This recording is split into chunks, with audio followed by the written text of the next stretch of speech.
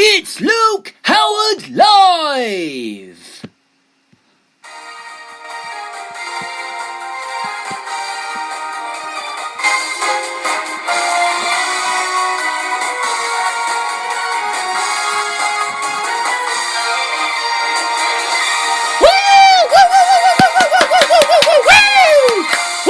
Thank you very much. Woo!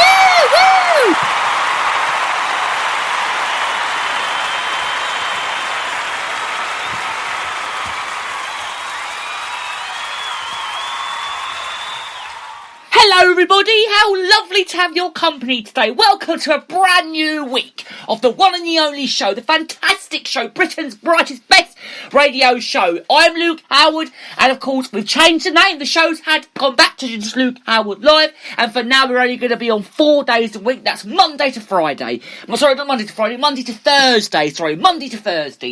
I'll be here. I'll be to keep you company from Monday right the way through to Thursday lunchtimes. So sit back, relax. I'm going to be here. I'll record the show and then it gets put out before 12:30.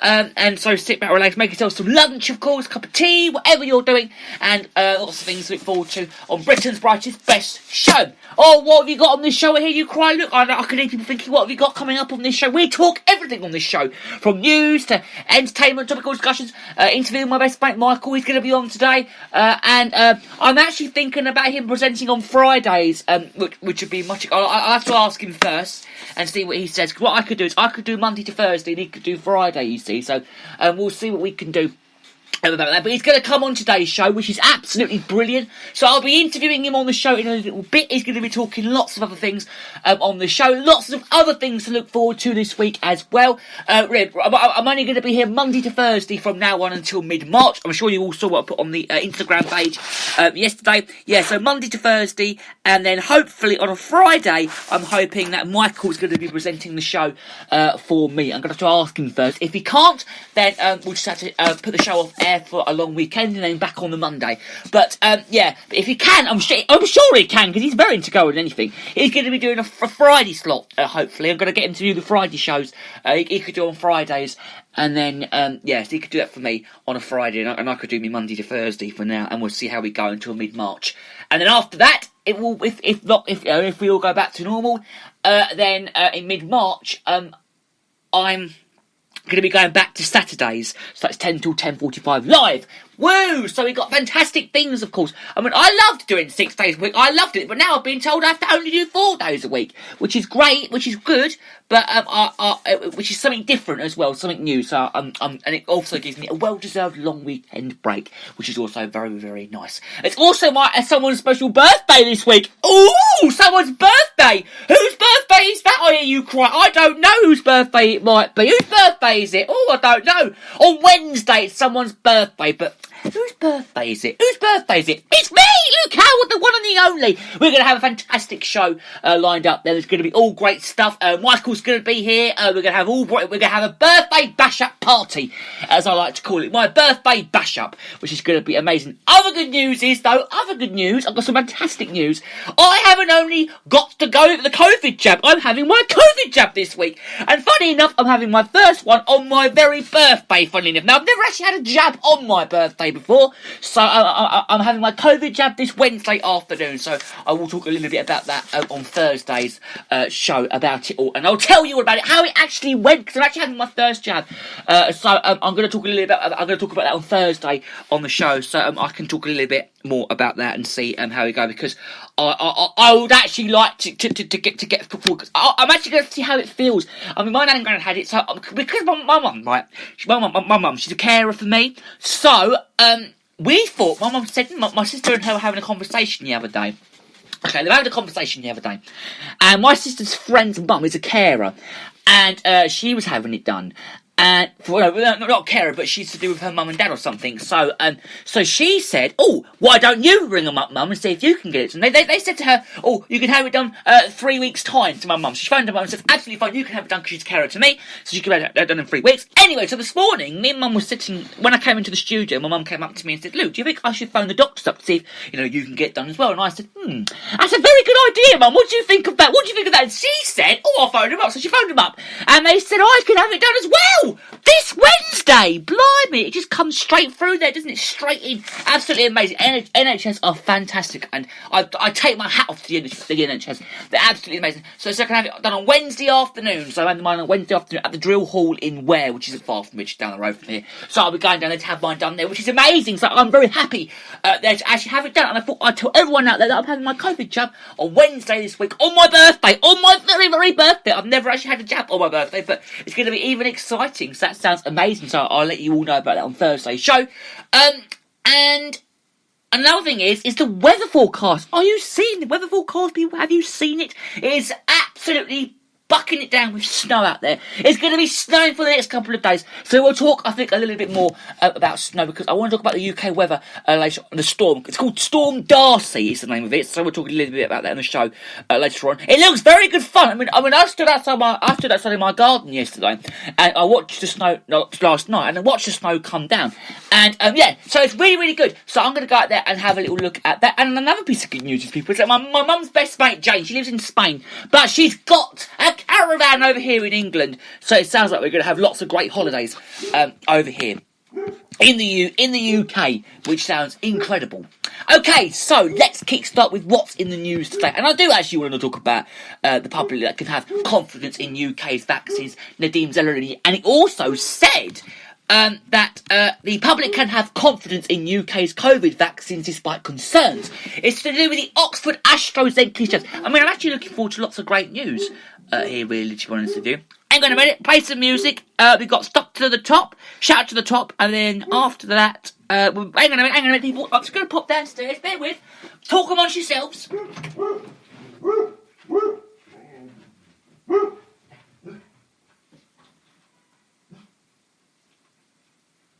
Yeah? Hello, Tracy? Yeah. Well, only me, they've gone out to get some bits and bobs or something. Oh, right, so your mum's gone out with you? Yeah. No, with Eleanor. Oh, with Eleanor. They've gone to Royston. Oh, right, that's your mum's apple juice that she wanted that she didn't get last time, and that's your birthday card. Oh, you should really give it to me as a surprise. I'm looking. Yeah, I can give you your birthday card. It's always a surprise what's in the card. Oh, so you should be giving it to the mother, not to me. No, that's all right. I trust you. It was so funny, you just turned up in the middle of talking. You just got a special experience on Luke Howard Live. Oh. Yeah, recording it right now. Everyone, Tracy King's on the show. Anyway, see you later. Take care. Thank you, Tracy. Thank you. Thank you.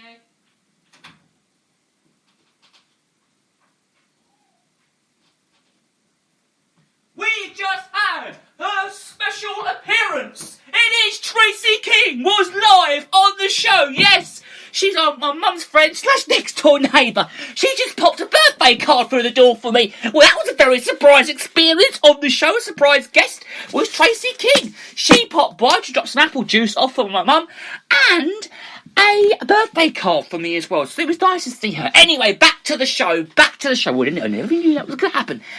Back to the show, people, back to the show. Now, the public can actually have confidence in the UK's COVID vaccines despite concerns about the Oxford AstraZeneca jab's offences against South Africa, the variant and the vaccines. And an early study has been suggesting that the jab offers mineral protection, apparently, and it's also going to be against a mild disease from South Africa variant.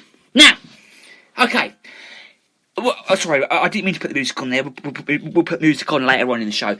Okay, so Nadine Zellerly said that the vaccines are being used appeared to work well against dominant variants in the UK. Now, meanwhile in South Africa, it had put rollouts to the Oxford jab, on hold as well, apparently. But the government is waiting for further advice on how the best to proceed in light of the preliminary findings from a study suggesting the jab offered limited protection, apparently, against mild and moderate disease from the variant first discovered in South Africa. Now, okay, so scientists say the strain is also known as 501.V2 or B.1351. This accounts for 90% of new COVID cases in this very country, apparently. I mean, is that true? Is it really, really true? I mean, if I think about it, it sounds very true, but a health minister told a news programme that 147 cases of the South Africa variant have been found in our very country, which was a very small number, but it's still something that we all quite really have to keep a very close eye on. A version of the virus that was first discovered, actually, funny enough, I never knew this, it was actually discovered in Kent. I actually thought it was up north somewhere, Hartlepool or somewhere like that, but it was actually discovered in Kent, in a dominant strain in the UK. Apparently it's the weekend just gone, or was it the weekend before? One of those weekends. It was actually the first weekend since the first person in this very country actually had COVID. But while it is right and necessary to prepare the development for an updated vaccine, we can all take confidence, can we, from the current rollout and the protection if we can all provide it always against the terrible disease. It also added that recent studies show the vaccines currently being deployed in the UK. It appears to work well against variants currently dominant in this very country. We all need to be aware that even where a vaccine has reduced efficiency to preventing infections, there may still be good efficacy against severe diseases, hospitalisation and deaths, of course, as well. In an infectious disease expert, he told a news programme that advises the government, he told a radio programme as well, that it's all very possible for South Africa the variant could already be widespread in this very country. The surge has been taking place in certain areas in England and really needs to be effective to halt its spread. He also said that it was sadly that we all may be in a similar situation to the Kent variant, which eventually spread across the country. He also added that there are significant inspections if it is a case that the Oxford and the AstraZeneca vaccine is less effective against the South Africa variant, as it may mean that more restrictions may be needed for longer. Now, would you believe it? Our county, Hertfordshire, is going to be coming up here now. Additional surge testing going to take place in small areas of England, going to be including parts of Surrey, Bristol, London, Kent, us, which is Hertfordshire, Walsall, Gloucestershire and Worcestershire as well. So our county, Hertfordshire, is actually in there as well. Of course it is, Broxbourne and places like that. The positive cases are all going to be analysed if they can see if they are caused by South African variant, which results coming back in around 7 to 10 days, according to the Director of Public Health in Worcestershire, Dr. Catherine Capen. Now, the news from South Africa is clearly alarming, but they all should be careful about not rushing to judgment just yet. The numbers involved in the trial were small, and it all meant that there can only be limited confidence in the findings at the moment, and there is a hope that the vaccine will still stop people becoming severely ill, which is true because it may stop it from everyone getting ill anyway as well. Now, nearly 150 cases have been identified here, although there is bound to be an orange that they have been found via random checks on positive tests that they are carried out on between 5% and 10% of cases as well. Now, what is more, they've been saying there are more mutations in some of the viruses circulating in the UK. The mirror a concerning change in the South Africa variant, and it is why the government has introduced testing in the areas where these vaccine variants have also been found. It once began illustrates how challenging the pandemic is, and of course not, is going to end with a big bang, but the progress of the vaccines are still offer is the route out. Now, I don't really need to talk any more about this because I want to move on to talk about the weather. Okay, so I think we're still talking about that for now because I've got other things to talk about on this show, including the Queen. We're going to talk about the Queen in a moment, but first, I want to talk about the UK, the weather, of course, because the weather has been atrocious overnight, but it's very nice. There's going to be more snow coming though tonight and tomorrow, apparently. But the Met Office said it was bitterly cold. Of course, it's been so cold. I mean, this time last year, I was up in Norfolk celebrating my 18th birthday, and it snowed. It snowed when I was up in Norfolk last year. But the Met Office said it was bitterly cold due to Stone Darcy strong easterly winds, with temperatures in parts of our country around freezing. Now, an amber warning was travel disruption and the power cuts are likely is in place until midday today, which is it was about 45 minutes ago. Was it 45 minutes ago? There was okay, so they've got places. It's going to be in places like Ngomero. Oh, it's also an amber warning for snow in East Midlands and Yorkshire, of course, and Humber at 2:00 this afternoon, which is what? An hour and 15 minutes away. Now, unless severe yellow warnings for now, and ice have also been issued for large parts of England, southern and northern England as well. The conditions have led to some holiday centres, vaccination centres to be closed, which including several in Essex and Suffolk, as well as Surrey as well. Now, further snowfall in some eastern parts of the country could bring also up to 15 centimetres today, with a few lighter flurries elsewhere in the UK. Now, there could also be apparently as much as 15 centimetres in parts of East Midlands, of course Yorkshire, Humber, Lincolnshire Wolds, and it also comes under widespread snowfall in eastern regions of our very country, and 14 centimetres which is 5.5 inches of snow, was recorded at Maidstone in Kent yesterday morning. In Suffolk, a man who is thought to have been kite surfing died yesterday after being found on a beach in stormy conditions. Emergency services were also called after reports of a person in North Sea of Woolsbrook, and the man was later found on the shore by members of the public. He died at that very scene. Surrey Eastern Rail strongly advised passengers not to attempt to travel on its network today. I thought they're not doing train travel, are they? But anyway, Southern Rail also said it's planned to run services on all routes, but if the weather wants to, some may be closed as well. Some need to close. Weather forecaster